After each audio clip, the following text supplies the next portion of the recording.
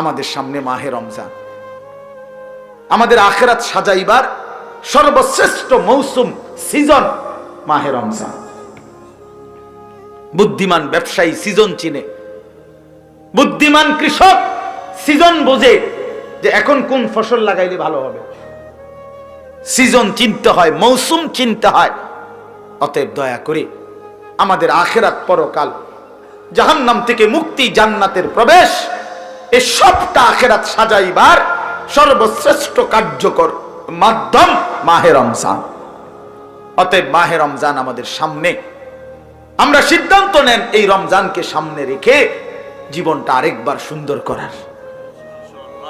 আবার সিদ্ধান্ত নেন, মোমেন ঘুরে দাঁড়ান, কিশোর নওজোয়ান তুমি নতুন করে ঘুরে দাঁড়াও, তুমি বদলাও, তুমি চরিত্রবান হও, সেজদাওয়ালা হও। ইনশাআল্লাহ আগামীর পৃথিবীর ইসলামের পতাকা তোমাদের হাতেই উড়বে ইনশাআল্লাহ, নওজোয়ানের হাতে উড়বে ইনশাআল্লাহ। হ্যাঁ হ্যাঁ, নওজোয়ানের আওয়াজে আল্লাহর আরশ কাঁপে, নওজোয়ান সেজদা দিলে আল্লাহর আরশ দুলে ওঠে। আল্লাহ বলে, যুবক সেজদা দিলি, যা, আমি ওয়াদা দিলাম হাসরের ময়দানে তোরে আমি আমার পাশে বসাবো, তোরে আমার আরশের ছায়া দেব। বাকিরা তাকায় দেখবে এই যুবক মাওলার আরশের নিচে দাঁড়িয়ে আছে।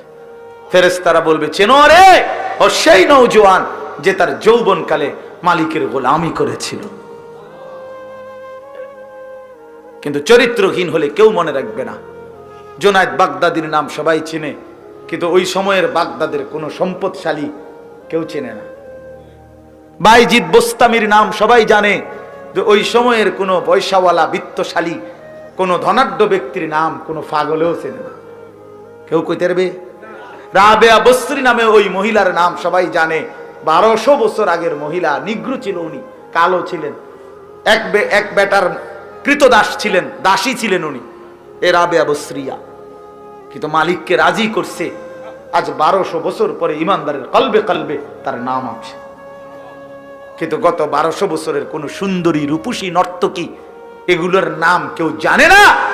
এই 1200 বছরের ভিতরে কত রূপসী সুন্দরী কবরে চলে গেছে, ওইগুলোর দিকে ফিরা কেউ থুতুও মারে না, থুতুও মারে না বেটা, থুতুও মারে না বেটা। নাফরমানের নাম থাকে না, পাপীর নাম থাকে না বন্ধু। সেজদাওয়ালার নাম ইসরাফিলের ফু পর্যন্ত থাকবে। এজন্য চরিত্রহীন হইও না বাপ, নষ্ট হইও না। আল্লাহ কোরআনে বলছে, কাফের বেঈমান যারা, তাদের বক্তব্য হলো মা হিয়া ইল্লা হায়াতুনা দুনিয়া, জীবন মানে শুধুই দুনিয়া। এ তো বেঈমানের কথা, শুধু দুনিয়ার হিসাব বিলায় যে, খোদার কসম এটা কাফেরের কথা। আর আল্লাহ বলছে মুমিনের জীবন প্রকৃত, ইন্নাদ দারাল আখিরাতা লাহিয়াল হায়াওয়ান। আল্লাহ বলছে, শোনো, আমি আল্লাহ বলছি আখিরাতই হচ্ছে জীবন। লাউ কানু ইয়ালামুন, যদি বুঝতা কত না ভালো হতো। আল্লাহ বলেন, লাউ কানু ইয়ালামুন, যদি বান্দা বুঝতা আখিরাতি জীবন এটা কত না ভালো হতো। ইয়ালামুনা যাহিরাম মিনাল হায়াতিদ দুনিয়া ওয়া হুম আনিল আখিরাতি হুম গাফিলুন।